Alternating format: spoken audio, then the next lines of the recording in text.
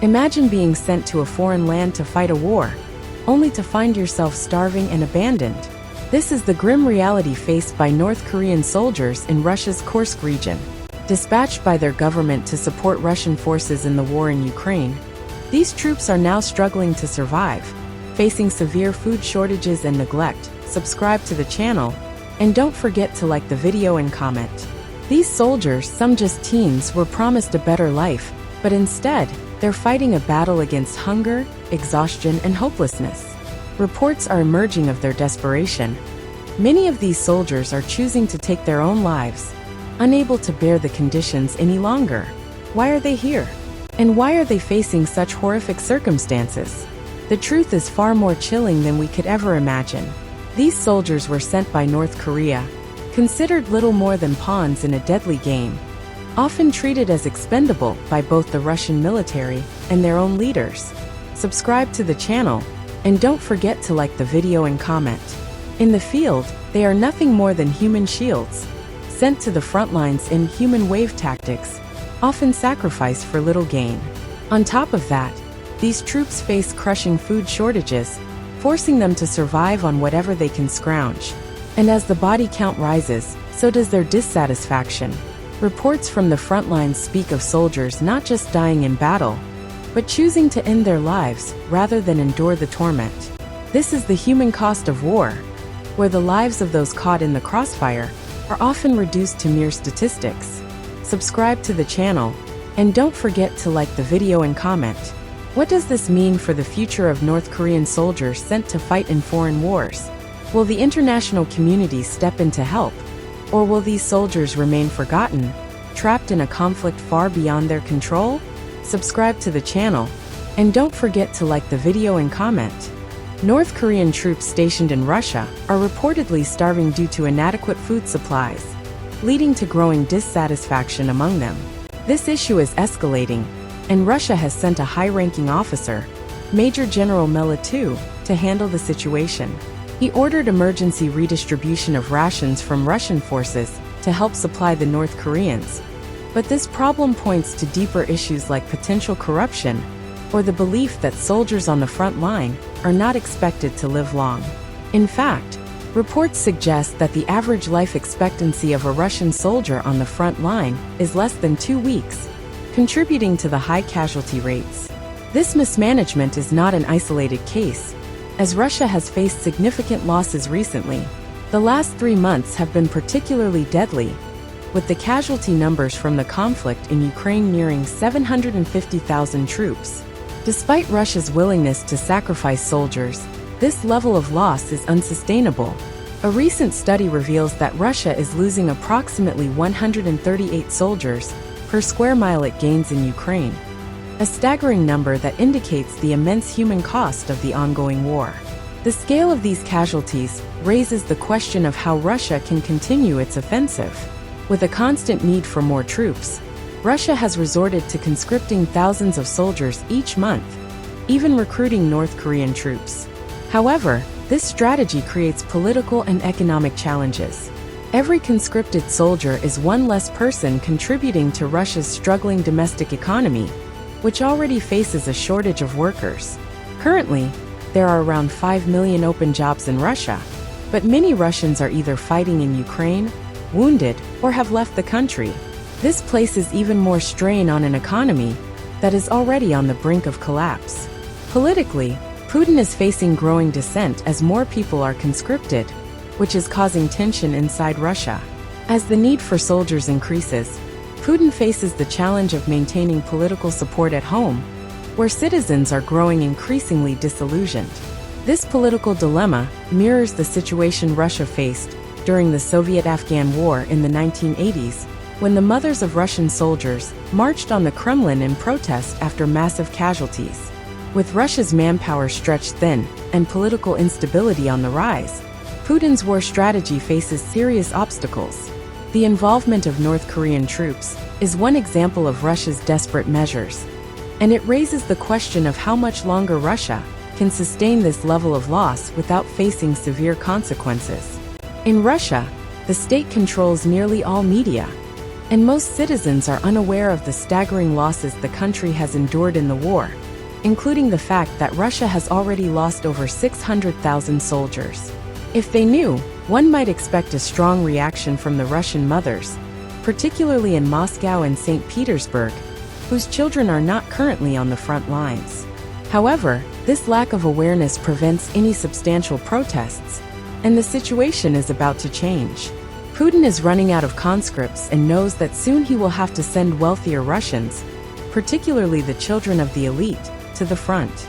Once those soldiers begin dying, the political and social pressure on Putin will intensify, and that could be the turning point that causes Russia to fold. This is why holding key areas like the town of Kyiv is so important for Ukraine. If Ukraine can maintain control there, it could change the trajectory of the war, much like how key battles influence the outcome of past conflicts. Despite the ongoing casualties, the Russian government continues to spread disinformation, creating a narrative that things are going well on the battlefield. This has contributed to a sense of complacency among Russian mothers, who have not yet lost their children to the war. The propaganda surrounding the war, including false claims about destroyed British tanks, fuels this misunderstanding. Because of this disinformation, many Russian mothers remain unaware of the full scale of the casualties, which prevents them from rallying against the war. Putin's disregard for the lives of his soldiers, particularly conscripts and prisoners who have been sent to fight, is a key aspect of Russia's strategy. Every conscripted soldier, including those taken from Russian jails, is expected to be expendable. Although Russian soldiers are now being paid relatively well, most of them never actually see that money, as many die or are injured before they can collect their pay. The human cost of this war is unsustainable. Russia cannot continue to lose men at this rate, as it is exhausting its population and weakening its economy. The demographic consequences of losing so many men will be felt for generations, and the economy is already in freefall, with inflation skyrocketing to 25% and interest rates climbing to 23%. In contrast, in the UK, we complain about 2% inflation and 5% interest rates, highlighting the stark difference in economic conditions. As Russia struggles to sustain its military efforts, the need for more conscripts is likely to rise, exacerbating these problems.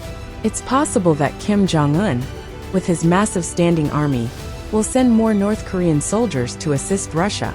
North Korea's army, though large, is poorly trained, much like the Russian conscripts, who often receive very little training before being thrown into battle.